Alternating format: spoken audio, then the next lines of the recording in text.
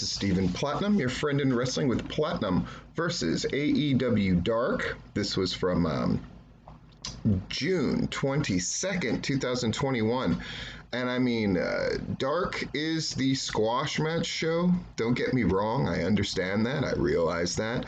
But this one had more squashes, and I mean matches under 2 minutes, than I can ever remember them having.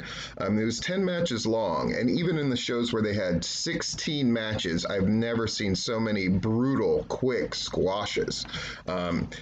It's curiouser and curiouser, though it makes for a much easier show to watch. Though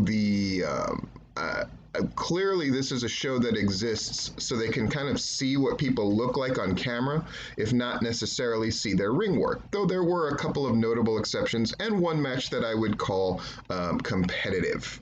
So I'll get into my rating system as I jump in. Lance Archer and Rex Lawless. An incredibly quick and brutal match. Archer jumped in before the bell, didn't even take his shirt off, hit Rex Lawless with the blackout after taking very little offense himself. It gets a check mark for Lance Archer winning in dominant fashion. Second check mark because Lance Archer certainly looked good. I'll say that Rex Lawless did a good job here, so I'm going to give it 3 check marks. Brian Pillman Jr. And Bear Bronson, which I would have almost thought would have been a competitive match, but it was not. It was a match where they just kind of threw bombs at each other in very quick fashion, and then Brian Pillman Jr. won with a springboard clothesline. Bronson did kind of have his offense in the beginning, but I would definitely call this a squash. So 3 check marks here, and it's strange that Bear Country is being sort of used in this role of not just losing, but losing quickly. They must have had a reason that they had to get these particular tapings done incredibly fast. That's the definite feeling that I got looking at this show. Brian Cage and Chandler Hopkins, you knew this wasn't going to last long, just long enough so we could see or hear Ricky Starks and Taz on commentary sort of talking down about Brian Cage. Team Taz was voicing their disapproval at Brian Cage, and then Starks was practically cheering on Hopkins. Cage eventually landed his Weapon X finishing move. I was surprised that this match of all of them lasted as long as it did, but afterwards, Cage, after winning, chased Starks off. So Chandler Hopkins, who I do like a lot, was given a disproportionately large amount of offense, so that will also get you that 3rd check mark. So 3 check marks, and we're moving on. Diamante and Ashley D'Ambrose. Diamante wins via submission, and I mean, it was lightning quick, only fast enough for Taz to try to offer some criticism to D'Ambrose. Diamante certainly won, and won in definitive fashion. Ashley D'Ambrose did not look very good here. Now, part of that is the structure of the match, and part of it was it just didn't look crisp and clean, and Taz criticizing her certainly didn't help that, so I'm only going to give this 2 check marks. So we're not going to have 3 check marks all night long, is what it is. Colt Cabana and Kit Sackett. Now this is interesting because Colt Cabana is usually one of these guys you get to have a bit of a match with, and it was Kit Sackett's debut in AEW Dark, at least as a singles, I believe. So I was surprised he didn't get more in, but he most certainly did not.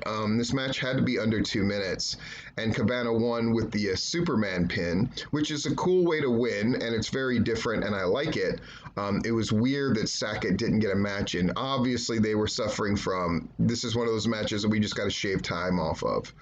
So Kit Sackett, I'm afraid he can't get that 3rd check mark, but Colt Cabana certainly gets the first 2. Chuck Taylor in a little bit of a longer match against Dan Barry. Taylor had control of this match, but always gives a lot of offense. Chuck Taylor missed a moonsault, and that let Barry get his stuff in. Barry misses his own moonsault, and then that leads to Taylor getting the win. I like that little story that they manage. Chuck Taylor, who I'm just going to admit something, I was not a fan of at one point, but now very much am a fan of. That guy really knows what he's doing in that ring. Though I think the brutality of using 2 pile drivers on a guy in an enhancement match it's just one of those things. Statlander does it as well. There's just something about using a pile driver as a baby face in a squash match is like, what?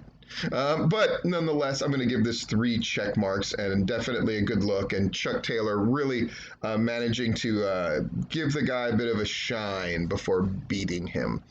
So 3 check marks. Abaddon and Ashley Vox, another one of these matches where they just said, make this as short as you can, clearly. I'm so glad that Abaddon is using that kind of leg DDT thing instead of the Widow's Peak. So 3 check marks. Ashley did manage to do all the things you need to do with Abaddon in a squash, which is look scared, make sure the moves look good, etc., etc., etc. Griff Garrison and Marko Stunt. I'll call this a competitive match, so that's a slightly different grading scale. Did both of them look good? Yes, that's a check mark. Did Griff Garrison win in definitive fashion? Yes, that's a second check mark. And then was something advanced? Yes. I think though Garrison sort of act like a heel in the beginning and then a babyface at the end, I think this is setting up a possible matchup between Jurassic Express and the Varsity Blondes. And in that case, something was advanced, so I'll give this a 3rd check mark. Nicely done by both people. The Bunny and Reka Tehaka. I love Reka Tehaka. I've gone on record about that, but this was a very quick match where I was surprised. Usually the Bunny, even in squashes, she'll give a lot of offense. Not in this case. Tehaka just got demolished pretty much. Down the rabbit hole, and that was it pretty much. So another match where they were quickly like, we got to get this done, guys. But Reka Tehaka, I say, manages. Nobody is better at getting her stuff in, as far as gimmick and all of that, even in a quick match. And this was shown as well. And that's very smart by Reka Tehaka, who's got a great look to me. So 3 check marks. And then finally, our de facto main event, we'll call it competitive, Serpentico against Stu Grayson.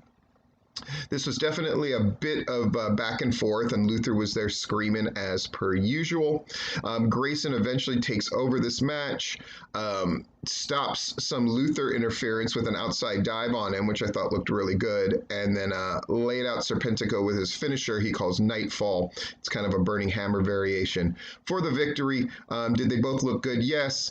Did Stu Grayson win in definitive fashion? I think very much so, yes. Was something advanced? Yeah, I think we're definitely going to see a Dark Order against Chaos Theory match in the future.